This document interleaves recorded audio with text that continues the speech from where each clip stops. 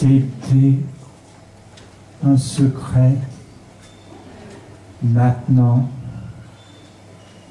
c'est un printemps qui s'intériorise.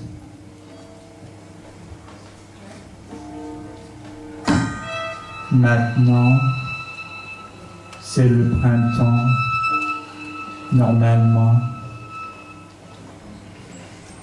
C'est ce qu'on dit. Mais c'est pas vrai. Il n'y a pas de vrai printemps. Il n'y a pas de vraie pensée.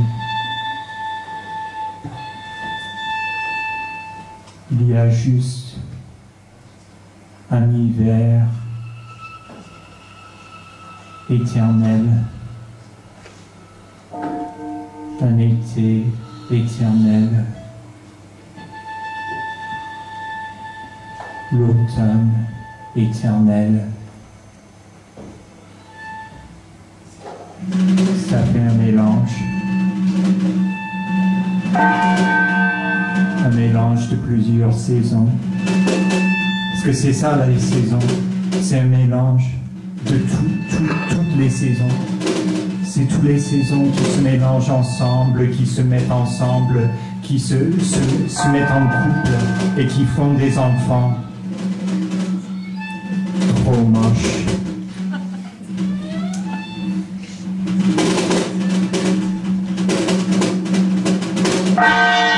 C'était un secret. Maintenant, c'est un gamin trop moche, paumé, qui croit être le printemps, qui est devenu le printemps. C'est Jésus ou le Bouddha ou n'importe qui, une personne aussi paumée que le printemps, aussi paumée que l'hiver, aussi paumée qu'un pansement, qu'une pensée, la pensée d'un printemps possible, d'un pansement possible, d'une blessure. Parce que c'est ça le printemps, c'est une blessure qui s'intériorise. Quand il y a toute la neige qui fond ou qui fond pas, qui existe ou qui n'existe pas, on voit que c'est comme ça le printemps, c'est très moche. C'est aussi moche qu'un enfant, qu'un bébé innocent, aussi innocent que le printemps et l'hiver, aussi ascétique que l'hiver, aussi sceptique que l'hiver, une pensée d'un hiver possible, un pansement sur un hiver possible, des faits divers qui racontent des histoires sur des personnes qui se tuent en hiver. Des enfants trop moches qui se tuent parce que ce sont des enfants, mais ils ne savent pas mieux. Ils ne savent pas mieux faire.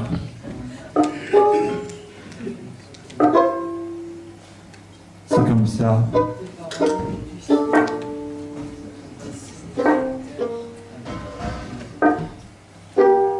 C'est le pansement, c'est le pansement pour cacher le printemps, c'est le pansement qu'on met sur la tête d'un voyant, un voyant qui était un enfant trop moche, un printemps qui était un enfant trop moche, un voyant qui ne voit pas les limites maudites des comportements normaux. Un voyant qui ne comprend pas les comportements normaux, parce qu'à la base, ils ne se comprennent pas. Les gens normaux ne se comprennent pas bien. Les gens anormaux aussi. Personne ne se comprend et c'est un peu comme ça la vie. C'est une tentative désespérée de se comprendre, mais ça ne fonctionne jamais. Comme un voyant qui met un pansement sur la bouche pour ne pas parler, pour ne pas dire la vérité. C'est comme ça être voyant. Éviter de dire la vérité le plus possible pour arnaquer les gens. Pour arnaquer des enfants. Dans les yeux. Après tout, on sait que la vérité laisse des dégâts. Un chaudron multiplié se réchauffe dans un recoin de la pièce, c'est tellement simple et nourri. Un fleuve malgré trop les naïf. qui monte, le temps du fleuve, c'est un peu trop fort. Qui la porte devient se ferme. voyant.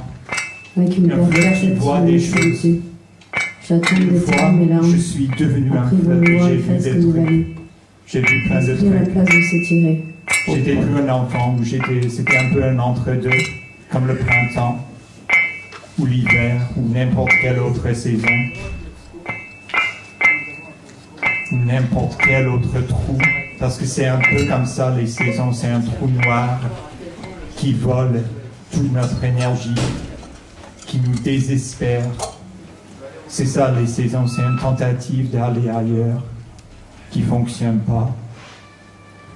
C'est la tentative de cacher une blessure, de se casser la jambe, de tomber. C'est une tentative avec toutes les connotations négatives que ça pourrait avoir. Toutes les connotations négatives qu'on pourrait avoir. Parce que nous, ça a quand même des connotations très négatives. Nous, c'est un peu comme un voyant, une dizaine de bonne fortune. C'est un peu comme une personne qui se voit pas quand elle se regarde dans le miroir. Quand elle voit sa propre tête, elle dit que c'est pas possible. C'est plus moi ça. C'est plus moi. C'est une espèce de rêve de délusion de qui je suis. Je dis que je suis en train de suivre les comportements normaux des gens. J'essaie de comprendre ce qu'ils pensent dans leur tête. Le voyant, il essaie de voir dans la tête des gens. Et des fois ça fonctionne, mais des fois ça fonctionne pas. Et c'est très facile de voir ce qu'ils ont dans la tête des gens, parce que souvent c'est rien. Il n'y a rien dedans.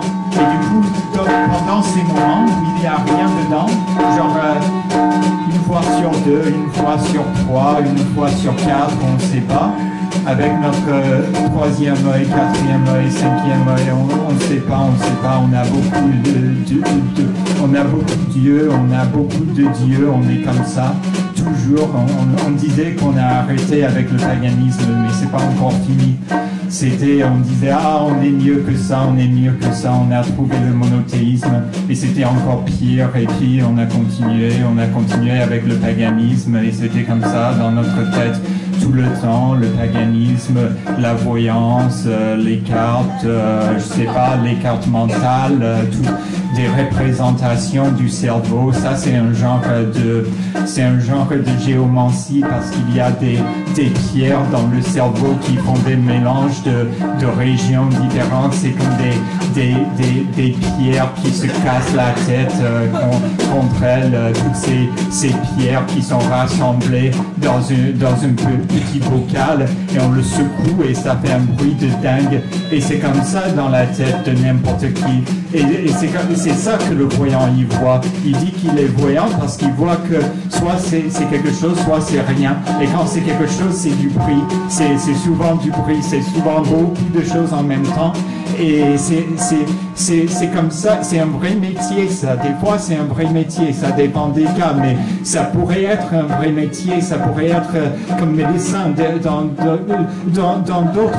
À d'autres époques c'était comme des médecins en fait, les voyants. On disait, mais les médecins ils voient ce qu'il y a dedans en fait. Ils sont censés voir ce qu'il y a dedans, mais souvent ils voient rien. Et c'est comme le voyant, il voit rien, et du coup il fait semblant de voir quelque chose qu'il voit pas.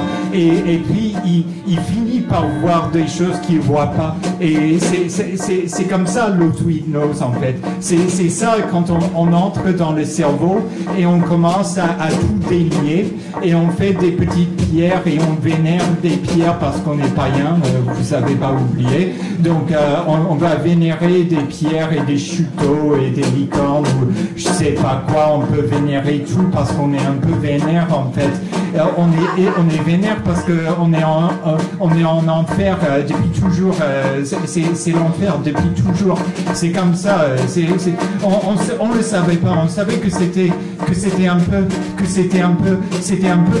le paradis au début. Au tout début, on raconte ça dans des bouquins même. Il y a des bouquins qui racontent ça. Qu'au début il y avait le paradis et puis il y a eu la chute et puis depuis toujours c'est comme ça. C'est un cerveau qui ressemble à des espèces de pierres qui sont mélangées ensemble, mais pas des belles pierres, des pierres précieuses, genre des pierres toutes grises. C'est pour ça qu'on parle de la matière grise dans le cerveau. C'est pour ça qu'on dit que l'enfer c'est dans le cerveau, que l'enfer c'est infiniment réductionniste. C'est aussi réductionniste qu'un enfant. C'est aussi réductionniste que le sommeil qu'on cherche depuis toujours, ce sommeil qui nous cherche, qu'on essaie de comprendre, tous ces voyants qui essaient de comprendre le mécanisme du sommeil, tous ces scientifiques qui font des IRM pour surveiller ce qui se passe dans le cerveau, juste pour savoir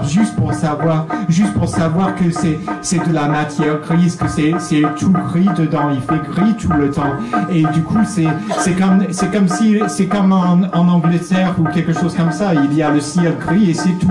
Et c'est comme ça dans la tête en fait, c'est que du gris, c'est que du gris.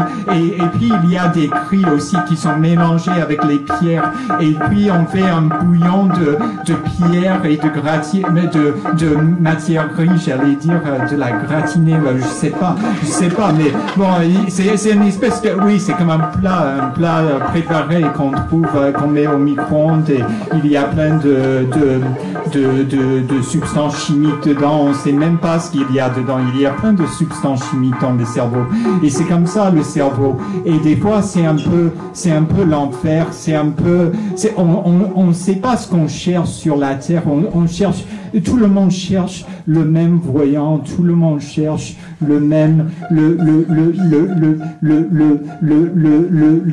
la même pensée du même voyant. Il y a le voyant qui voit tout ce qu'il y a dedans et du coup c'est pas la peine de faire des IRM parce que le voyant il voit tout et c'est comme ça, c'est réglé, c'est très bien, c'est réglé. On peut juste regarder dedans, on peut chercher dedans, on peut creuser. Et c'est ça, les voyants, ils creusent, ils font un trou dans le cerveau, on faisait, ou dans le crâne en fait. Ça c'est quelque chose qu'on faisait à l'époque, on faisait des espèces de trous dans le crâne. Et comme ça, on pouvait modifier des trucs dans le cerveau. Et les voyants, ils le savent très bien. Et du coup, ils cherchent des pierres précieuses. Ils mettent un trou et puis ils cherchent des pierres précieuses dans le cerveau. Et après, ils peuvent les revendre. Ils peuvent, oui, c'est un truc, c'est sur le deep web ou je sais pas quoi, genre on peut chercher des pierres, c'est pas dans le vessie, hein, c'est dans le cerveau. C'est pas des cailloux, c'est pas des cailloux dans le vessie, c'est dans le cerveau. Il y a de tout dans le cerveau en fait. Il y a toute notre expérience, il y a même du sang dedans. Il y a du sang un peu partout dans le corps en fait. Et ça fait, c'est tout rouge. Comme notre vision de l'enfer, c'est un peu l'enfer à l'intérieur. l'intérieur, parce que ça fait l'enfer, mais du Moyen-Âge, quoi. C'est l'enfer, mais pas l'enfer un peu sympa qu'on voit dans les films, c'est l'enfer des églises, quoi. C'est l'enfer du Moyen-Âge. Et puis on regarde dedans et on voit que c'est tout rouge et tout noir. C'est un mélange de l'énergisme et du communisme, mais ça fait un truc bizarre parce que ça fait un problème d'autorité en fait.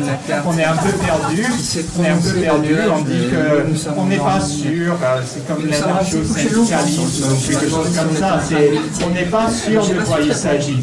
On peut dire certaines choses, on peut expliquer comment ça fonctionne dans le cerveau, par exemple. Tout le monde a une théorie. Chaque personne, chaque individu. Oui, on est des individus, toujours. En enfer, il n'y a que des individus.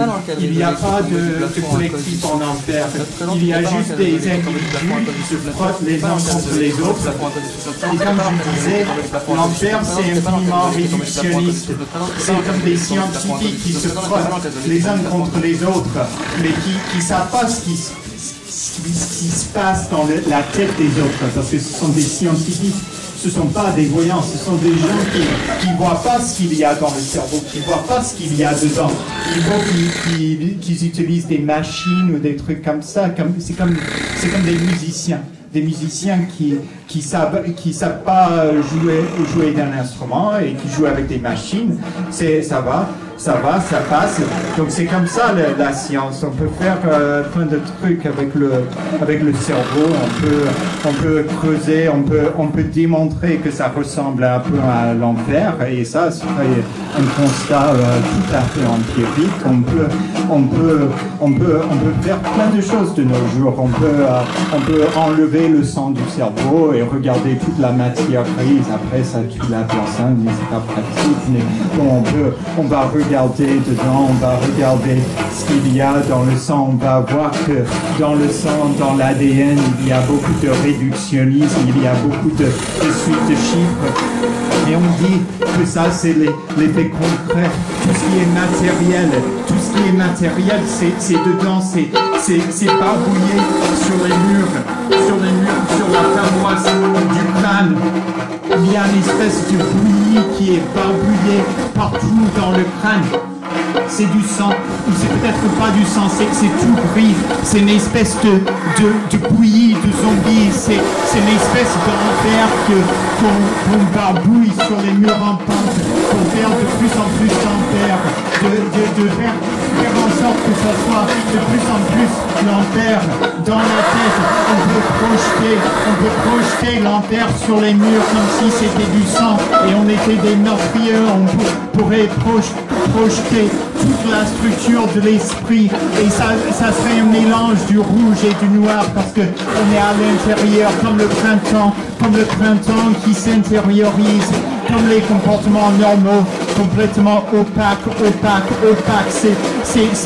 C'est comme Pâques, c'est comme le printemps, le début du printemps, ça commence, il y a quelque chose qui commence, mais on sait toujours pas ce que c'est, on sait pas ce qui est en train de commencer, on sait pas ce qu'on a commencé nous, on sait pas où on en est, on sait juste que c'est une espèce de rituel, ça se répète, comme le sang qui se propage dans le crâne, comme le sang qui se propage dans le nez, comme le sang qui se propage sur tous les murs, qui nous donne le sentiment d'être à l'intérieur d'un corps, une espèce de corps collectif, un corps pour tout le monde, un esprit pour tout le monde. C'est un monde hyper connecté, des neurones qui se déclenchent dans tous les sens et qui se projettent sur les murs en pente. C'est des murs en pente, on ne sait pas si ce sont des collines, des montagnes, on voit des murs, on voit des murs en noir et blanc, on voit que c'est la couleur du sang, c'est tout rouge ou tout noir, c'est un mélange c'est en noir et blanc ou en colère, en colère, en couleur. C'est la couleur, il y a une couleur de la colère. Et c'est le rouge, c'est sûr, c'est le rouge. Ou c'est le bleu, on ne sait pas. Quand on a plein de bleus sur le corps, et il y a des bleus barbouillés sur les murs en pente. Il y a cette vie infinie. C'est le fait que c'est jamais fini ni infini. C'est juste un mélange de fleurs et de sang barbouillés sur les murs en pente. Que des fleurs et du sang. Et ça fait des émotions qui se projettent sur les murs. Ça fait une espèce d'émotion qui entre dans le corps et qui fait entrer le printemps, qui fait entrer je sais pas, le paganisme international qui entre dans le corps, un paganisme international qui est partout dans tous les pays du monde, et c'est ça qui entre dans le corps et fait qu'il y a de la matière grise dans le cerveau, et c'est ça qu'il a vu le voyant. Il a vu que à l'intérieur de chaque émotion, il y en a une autre qui se déguise en elle-même. Il y a une autre personne qui se déguise en elle-même, qui sait pas jouer son rôle, qui sait pas ce que c'est que son rôle. Il y a une espèce de fleur qui pousse dans le cerveau, une espèce de fleur extraterrestre qui est en train de voler tous les corps, qui fait que tous les corps s'envolent dans l'air. Il n'y a que de l'air dans le cerveau, il n'y a que de l'air, que du vent qui se projette sur les murs comme le sang, que des fleurs mélangées avec du sang mélangé avec des fleurs, parce que ça fait plus beau, ça fait beaucoup plus beau. C'est une espèce de bouillie de zombies, c'est ça le liquide qu'il y a dans le cerveau. C'est une bouillie de zombies qui fait qu'il y a de moins en moins de pensées, de moins en moins de pansements pour voiler nos blessures, toutes les blessures qui se projettent sur les murs, toutes les images qui se volent, qui se volent comme du sang dans un moribond. Dans un moribond, on est en train de voler son sang. On va récolter son sang, on va le barbouiller sur les murs en pente. On va faire plein d'esprits, on va créer des espèces d'esprits qui vont nous guérir. On va créer des zombies qui vont nous guérir, des zombies médecins, des zombies qui aiment bien le dessin, genre des zombies qui dessinent des trucs, des zombies qui croient avoir une intimité tout au fond d'eux. Il y a une espèce il y a un espace, il y a un cœur, genre même dans le zombie il y a un cœur, il y a une subjectivité, une intimité. Un zombie est capable de tomber amoureux. C'est pas l'amour qu'on connaît, c'est pas l'amour qu'on a déjà connu, c'est un autre amour. Mais ça c'est pour les scientifiques, c'est pas pour les voyants, c'est trop sale ça, c'est trop sale, c'est pour les médecins, genre des gens qui font des autopsies, des gens qui cherchent partout dans le corps pour comprendre comment ça fonctionne, pour voir les rouages, pour voir les puces, pour voir tous les, pas des insectes, mais vous avez compris, des puces électroniques qui sont dans les corps de ces robots zombies individuels ou collectifs, individualistes ou collectivistes, en noir et blanc ou en colère, en couleur, un rituel, une espèce de rituel contextuel. C'est un rituel contextuel parce que chaque rituel c'est un contexte, c'est quelque chose qu'on fait tous les jours, et quand on fait quelque chose tous les jours, ça fait un contexte, ça fait un texte, c'est comme un texto en fait, c'est un texto qui se répète dans nos têtes, qui est là, c'est le texte, c'est un texte très court qui parle de qui on est au fond, du fait qu'on est des espèces de zombies tout au fond, et tout au fond de chaque cœur il y a un zombie qui pleure, il y a un zombie avec une sensibilité de dingue, et on va dire que c'est pas un zombie, mais c'est un zombie quand même, parce que ça fonctionne pas là-haut, ça fonctionne pas autant si bien que ça. C'est une espèce de zombie, comme un avion qui atterrit, comme une personne normale, avec la tête toute prise, avec une personne normale qui se dégrise, qui fait face à la réalité, qui voit ce que c'est que la réalité, qui voit que la réalité c'est quelque chose de... C'est quand même beau la réalité, c'est mieux que l'illusion. Oui, c'est mieux, mais le problème c'est qu'il y a des couches quand même, il y a des couches, il y a des bébés, des couches, il y a l'innocence qui est tout au fond, et ça c'est notre zombie à nous. Il y a une espèce de film de zombies qui parle de l'innocence, qui parle de la naïveté, qui parle de l'été, qui parle du printemps, toutes les saisons qu'on aime bien, les saisons qu'on n'aime pas, ça parle pas de ça, ça parle juste de notre corps, comment ça se passe dans l'esprit ou dans un corps, dans un corps individuel ou collectif, individualiste ou collectiviste. C'est comme des espèces de chuchotements qu'on entend tout au fond. Il y a des chuchotements tout au fond. Il y a des sons des vagues, le son paisible des vagues qui est tout au fond du sang, qui est au fond du cœur, au fond d'un trou noir ou blanc, on s'en fiche. C'est noir ou blanc comme le sang tout au fond du trou noir. Il y a un cœur qui pleure, il y a des chuchotements usant d'une emprise éternelle. Il reste seulement des chuchotements, il reste seulement ce qui se passe dans la tête, toutes ces petites voix, c'est des votes. Il y a des gens qui votent dans la tête, c'est comme ça qu'on fonctionne, on fonctionne comme ça. On essaie de trouver des réponses à des questions qui n'ont pas de réponse. On cherche des solutions là où il n'y en a pas. On cherche une vérité là où il n'y en a pas. On cherche juste une représentation. On cherche à se représenter. On cherche une voix, la bonne voix. On cherche les saisons, à distinguer les saisons, mémoriser toutes les saisons, tous leurs noms. C'est pas gagné. Ça fait du gris quand on le mélange ensemble. Ça fait du noir et blanc quand on le mélange ensemble. Ça fait une espèce de colère individuelle ou collective. Ça fait une espèce de problème insoluble, ça fait une espèce de poudre insoluble, et ça fait une poudre dans la tête, ça fait la poussière qu'on a dans la tête et qui nous empêche de penser correctement tous les jours. Ok.